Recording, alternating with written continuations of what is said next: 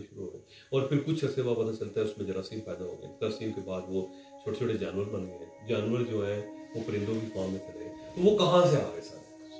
उसकी वजह ये है कि जमीन के अंदर, मट्टी के अंदर लाइफ थी। तो जमीन के अंदर क्योंकि लाइफ है तो अल्लाह ताला ने इसलिए फरिश्तों को भेजा कि जमीन के अंदर फिर वजूद कायम करें, क्योंकि उनको पता था कि इस लाइफ इसके अंदर यहीं से जिंदगी निकलती और किसी जगह से जिंदगी नहीं निकलती। चलो भाई, अब मट्टी में वही मैंने बताया कि मट्टी के अंदर जिंदगी होती है, पौधे उगाते हैं, जरासीम कीड़े पैदा हो जाते हैं, बारिशें होती है तो हरियाली आ जाती है मट्टी के, ये सब कुछ मट्टी के अंदर होता है। तो हज़रत आदम अलैहिस्सलाम को मट्टी से इसलिए बनाया गया था कि उसके अंदर जिंदगी थी। अब फरिश्तों ने इस तरह किया कि फौरी तौर पर बुत बनाया उनका। जब बुत मुकम्मल हो गया तो अल्लाह ताला ने क्या कहा कि जेनेसिस, बुक ऑफ जेनेसिस में ये है कि अल्लाह ताला ने फरिश्तों से कहा कि तुम इसको जमीन पर फेंक दो। फरिश्तों ने हमारे बुत को, हज़रत आदम अलैहिस्सलाम के बुत को जमीन के ऊपर छोड़ बगैर रूह। अब बगैर रूह के वो बुत कितना अर्सा वहां पे पड़ा रहा? 40 साल। जैसे कहती 40 साल हज़रत आदम अलैहिस्सलाम बगैर रूह के, बगैर जिंदगी के बुत की फॉर्म में वो जमीन के ऊपर पड़े। इससे एक प्रिंसिपल ये ड्राइव किया जाता है कि हम सब लोग 40 साल की उम्र से पहले मैच्योर नहीं, 40 इयर्स हो गए मैच्योरिटी। उसकी वजह यह है कि अल्लाह ताला ने हमें जिंदा करने से पहले भी हमारे बुत को भी 40 साल जमीन के ऊपर रखा था। 4 मौसम जो थे वो 40 मरतबा हमारे ऊपर से गुजरे थे। सर्दियाँ देखी थी 40 मरतबा, 40 गर्मियाँ देखी थी, 40 हमने बहारें देखी, 40 हमने खजाएं देखी। तो वो जो 40 मरतबा हमने सारे मौसम देखे, उन्होंने हमें मैच्योर पैदा होने से पहले। अब ये जो दूसरी थ्योरी है ना जिसको डार्विन थ्योरी कहते हैं, डार्विन थ्योरी जो है ना वो भी इससे मिलती जुलती है, बस इनके दरमियान एक मिसिंग एलिमेंट है। जिस दिन वो पूरा हो गया तो डार्विन की थ्योरी भी सच साबित हो जाएगी। डार्विन ये कहता है कि हम ना 40,000 साल इंसान जो चिंपैंजी की फॉर्म है वो इंसान था, लेकिन उसके पास अकल और शौक नहीं, वो चिंपैंजी थी। हमसे पीछे चिंपैंजी है क्योंकि हमारा जो ब्रेन है बहुत बड़ा ब्रेन है, तो जो चिंपैंजी का हमसे छोटा ब्रेन है, तो वो छोटा ब्रेन जो था वो दुनिया में कायम रहा था। अब एक बार किसी ने नबी सल्लल्लाहु अलैहि वसल्लम से पूछा था कि ये बताइएगा कि ये जिंदगी जो है, ये कायनात है, अल्लाह ताला इसकी मुद्दत में इजाफा भी कर सकता है? तो नबी सल्लल्लाहु अलैहि वसल्लम ने कहा कर सकता है। तो साहबी ने पूछा कि कितने साल इजाफा कर सकता है? तो नबी सल्लल्लाहु अलैहि वसल्लम ने फरमाया कि आधा दिन बढ़ा सकता है, इसको एक्सटेंशन दे सकता है। उन्होंने पूछा आधा दिन कितना होता है? तो उन्होंने कहा एक दिन 1000 साल का होता है, आधा दिन 500 साल का होता है। डार्विन ये कहता है कि इंसान बनने से पहले चिंपैंजी की फॉर्म में 40,000 साल उस फॉर्म में रहा था, चिंपैंजी की फॉर्म में। अगर हम इसको दोनों चीजों को जोड़ लें आपस में तो ऐसा लगता है कि जो बुत है बेसिकली वो चिंपैंजी की फॉर्म में था। वो चलता दौड़ता फिरता था, लेकिन वो था बुत, यानी वो था चिंपैंजी या वो बंदर था। और उससे और हज़रत आदम अलैहिस्सलाम में ट्रांसफॉर्म होने में उसको 40,000 साल लगे। तो एक दिन 1000 साल तो 40 से उसको जरूरत देते हैं तो कितना हो गया? 40,000 साल। तो ये एक मिसिंग एलिमेंट है जो जिस दिन ये हो जाएगा तो ये साइंस जो है एक नए फॉर्म में चले जाएगा, हम सबके मसले हल हो जाएंगे। क्योंकि उसकी वजह ये है कि हमारा डीएनए क्लियर हो जाएगा, हमें पता चल जाएगा कि हम ठीक है। लेकिन मुल्ला तो इस बात को नहीं मानता। हाँ, मुल्ला तो और भी कई चीज़ को नहीं मानता। अगर इसको देखते हैं तो फिर तो सारा बहुत से उलमा करम मानते हैं इसको। मैं उलमा करम उनकी कोई नहीं मानता। हाँ, उनकी कोई नहीं मानता। ना मानने वालों को कोई कुछ भी नहीं हो सकता। मानेंगे तो इजी हो जाएगा काम, मानेंगे तो। अब ये रिसर्च है, ये सारी की सारी रिसर्च है, और हो सकता है ये सारी रिसर्च कल साबित हो। मैं ये भी कह रहा हूँ, ये मैंने चीजें इकट्ठी की हैं मुख्तलिफ जगहों से, लेकिन ये जरूरी नहीं है कि आप इस पर यकीन भी करें, लेकिन इसको सुन जरूर लें, इसको सुन जरूर लें। हो सकता है ये आपके काम आ जाए। बुक में कंसेंसस है ना, बुक्स में नहीं, बुक ऑफ जेनेसिस आप पढ़े, बुक ऑफ जेनेसिस पढ़े, नहीं, इसमें तो कंसेंसस है ना। उनका क्रिश्चियनिटी का और यहूदियों का है, मुस्लिम नहीं कहते। मुसलमानों की कुछ चीजों पे इख्तिलाफ है, लेकिन मुसलमानों के जो कुरान मजीद और अहादीस है उसमें बहुत सारी चीजें ऐड की उसके अंदर। आदम अलैहिस्सलाम के वाक़े के अंदर बहुत से जो फ्लेवर्स हैं तो वो तो कुरान मजीद से है, जिससे वो पूरी कहानी को मुकम्मल किया। क्योंकि ये कुरान मजीद जो चौथा वर्जन है, एक समझे कि एक किताब है जिसके 4 हिस्से हैं, तो वो चौथा हिस्सा कुरान मजीद है। तो चौथे हिस्से के बगैर कहानी मुकम्मल नहीं हो सकती। तो वो सारी कहानियाँ जो पहले से चली आ रही थी, जो ओल्ड टेस्टमेंट में और नए टेस्टमेंट में आ रही थी, न्यू टेस्टमेंट में, उसको मुकम्मल कुरान मजीद में, ठीक है। तो जब तक कुरान मजीद को शामिल नहीं करेंगे तो हज़रत आदम और हवा का किस्सा मुकम्मल नहीं हो सकता, क्योंकि कुरान ने उसको मुकम्मल किया, उसमें सारे मिसिंग एलिमेंट्स होते हैं उसमें दिए। आप उनमें से निकाल नहीं सकते।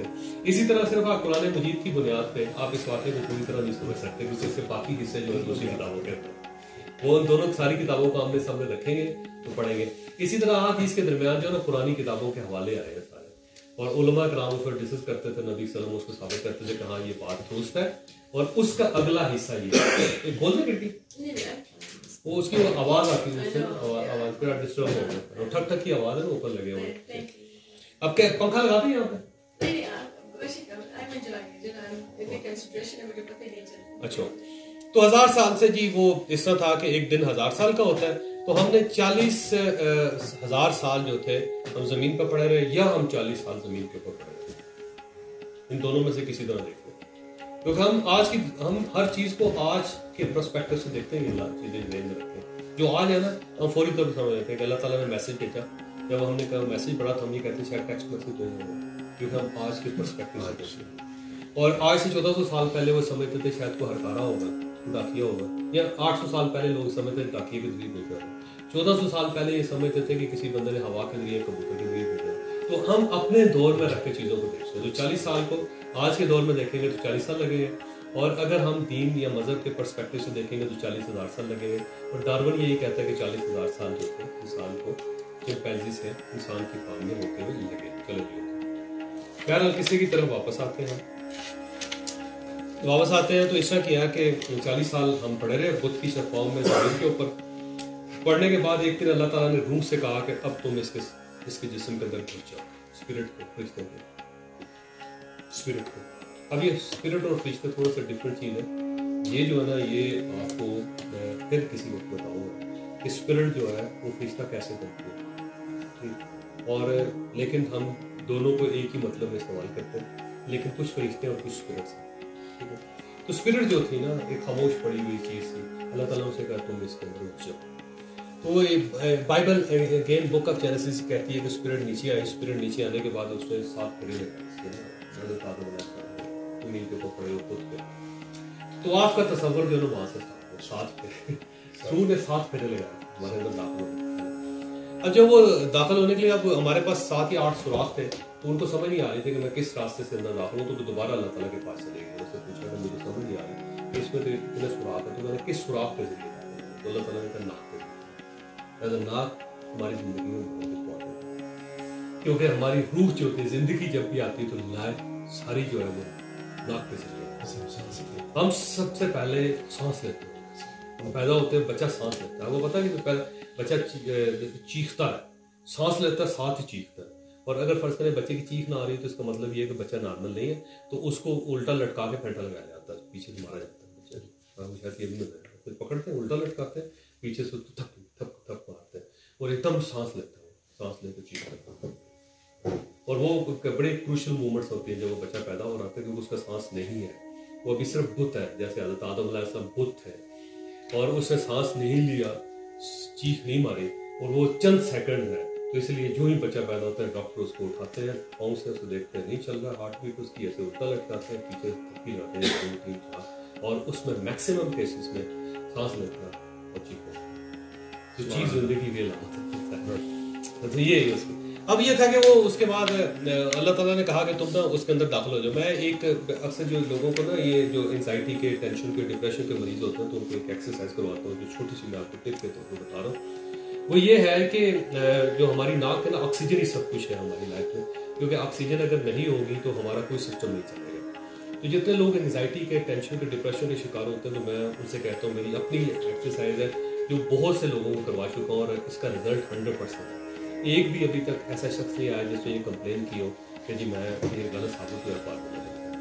वो फार्मूला ये है कि अगर आप इतने डिप्रेस हो गए हैं, आप इतने टेंशन का, एंजाइटी का शिकार हो गए हैं कि आपने सोचा है कि आप खुदकुशी कर देंगे, आप मर जाएंगे, तो मैं उससे कहता हूँ खुदकुशी करने से पहले आपने काम करना है कि आपने जागर्स लेने, जागर्स लेके आपने 20 मिनट आपने भागना, आपने जॉगिंग 20 मिनट, 16 मिनट में, एग्जैक्ट 16 मिनट में आप बिल्कुल आपकी एंजाइटी, टेंशन, डिप्रेशन ये खाद डेली करना पड़ता है जो सुबह को, जब आपने खुदकुशी करनी हो।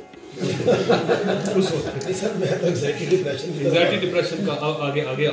मैं एक सोल्यूशन बता रहा हूँ कि जब आप एंजाइटी डिप्रेशन पे इंतहा पे हो, आप इस समय का आपको दिल फट जाएगा, दिमाग आपका फट जाएगा। अब आप